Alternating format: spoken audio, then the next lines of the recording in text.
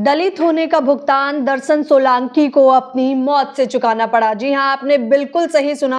IIT Bombay सिर्फ एक नाम नहीं है, बल्कि कईयों का तो सपना होता है। IIT Bombay, IIT Roorkee, IIT Delhi, IIT Kanpur, लोगों को लगता है कि ये वो संस्थान है जहां जाते ही किस्मत का ताला खुल जाता है, किस्मत चमक जाती है। लेकिन अफसोसन दर्शन सोलंकी जो महज 18 वर्ष के थे, उन्होंने 7वीं मंजिल से छलांग लगा ली।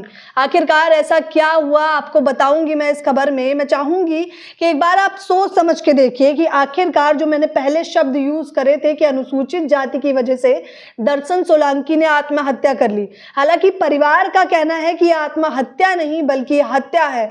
दर्शन सोलंकी आईआईटी बॉम्बे में पढ़ते थे। अभी 3 महीने पहले ही उनका आईआईटी बॉम्बे में सिलेक्शन हुआ था।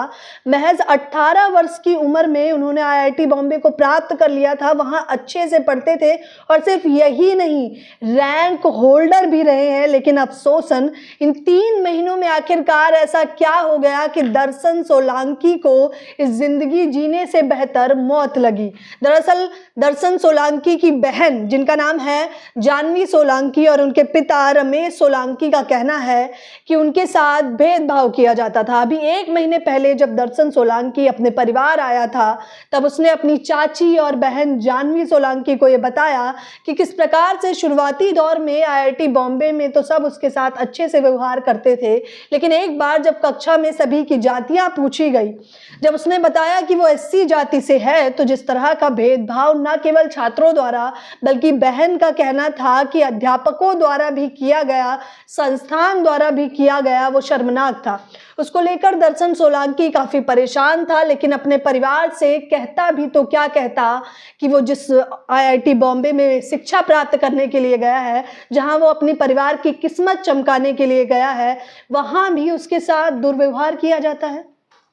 आज हम सभी लोग 21वीं शताब्दी में जी रहे हैं। हम सभी लोग प्रौद्योगिकी, विकास, तकनीक, रोजगार की बात करते हैं, लेकिन अफसोसन अभी भी कई सारे लोग जातियों से उठकर नहीं आए हैं। और ये पहला मामला नहीं है। अभी कुछ दिन पहले आईआईटी बॉम्बे से ही रोहित वेमुला का भी केस सामने आया था, जिसमें उन्होंने सेम, जाहिर तौर पर यही समस्या उनकी भी बताई गई कि दलित होने की वजह से उन्हें खामियाजा अपनी मौत से चुकाना पड़ा।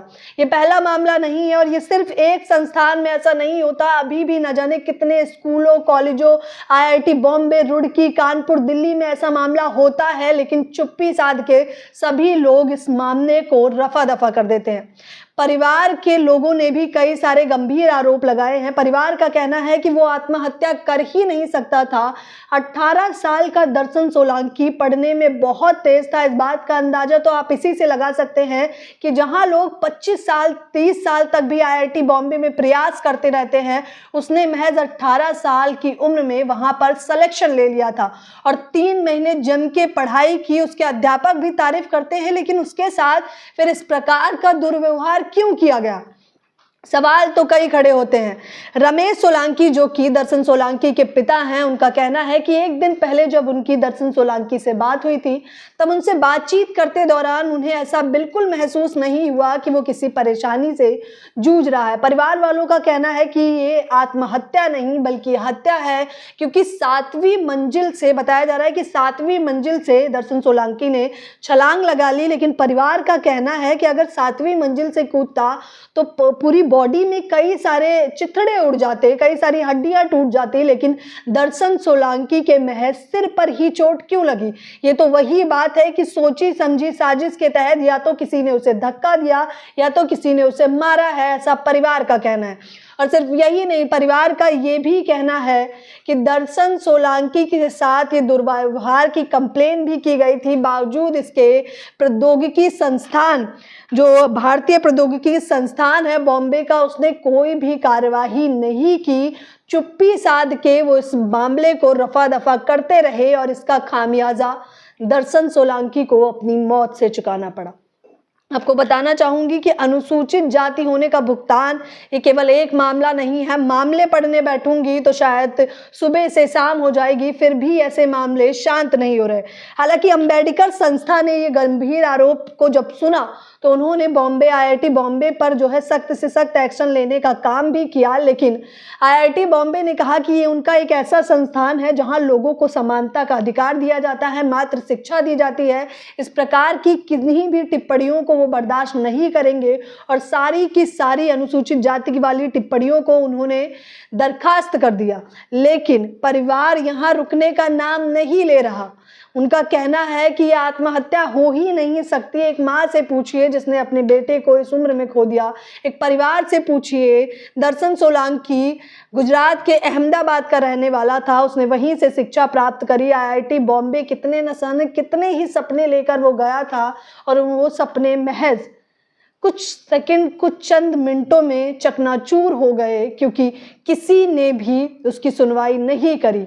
हालांकि पुलिस अब क्या कार्यवाही कर रही है वो बता देना बेहद जरूरी है। पुलिस प्रशासन का ये कहना है कि दर्शन सोलंकी के अभी 2 हफ्ते पहले ही एग्जाम हुए थे, तो हो सकता है कि उसके एग्जाम में अच्छे मार्क्स ना आए हो या फिर उसका एग्जाम अच्छा ना गया हो, यानी कि पढ़ाई का प्रेशर, पढ़ाई का दबाव बर्दाश्त ना कर पाने की वजह से दर्शन सोलंकी ने आत्महत्या कर ली होगी।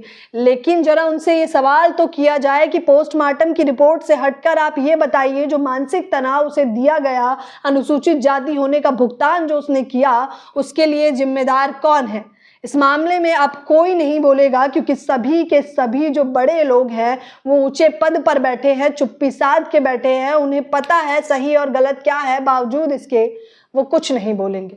अब तो इन मामलों को देखकर ऐसा लगता है कि जातिगत जनगणना होना कितना आवश्यक है। वो नारा जो सभी का रहा है, जिसकी जितनी संख्या बारी उसकी उतनी हिस्सेदारी, अब पता लग ही जाना चाहिए अगर ऐसे मामलों को शांत करना है। ये एक मामला नहीं है, कई न जाने अभी कितने और मामले आना बाकी हैं। इतने बड़े संस्थान पर इतने गंभीर आरोप लगना, अंबेडकर संस्था ने भी ये कहा कि पहला मामला नहीं है, बहुत मामले हैं और ये मामले यहाँ नहीं थमेंगे जब तक लोग जागरूक नहीं होंगे, जब तक सभी को केवल कानूनी दस्तावेज पर ही नहीं बल्कि जन जागृति के रूप में भी संविधान के वो सभी अधिकार मिल जाने चाहिए। इस पूरी खबर के बारे में आप लोग क्या कहेंगे मुझे बताना बिल्कुल ना भूलें। आपकी राय जानना बेहद जरूरी है और शर्म आती है मुझे आज भी इस 21वीं शताब्दी में रहने के बावजूद भी इस प्रकार की जब हम घटनाएं सुनते हैं तो सोचने पर मजबूर हो जाते हैं कि आखिरकार किस प्रकार का विकास हमने किया है, किस प्रकार की प्रौद्योगिकी और संस्थाओं को हम लेकर आगे चल रहे हैं जो अभी जातियों से ही नहीं उठे। अपनी राय मुझे बताना बिल्कुल ना भूलें। मेरे साथ बने रहने के लिए आपका बेहद शुक्रिया। दर्शन सोलंकी के पूरे परिवार के साथ हमारा स्नेह।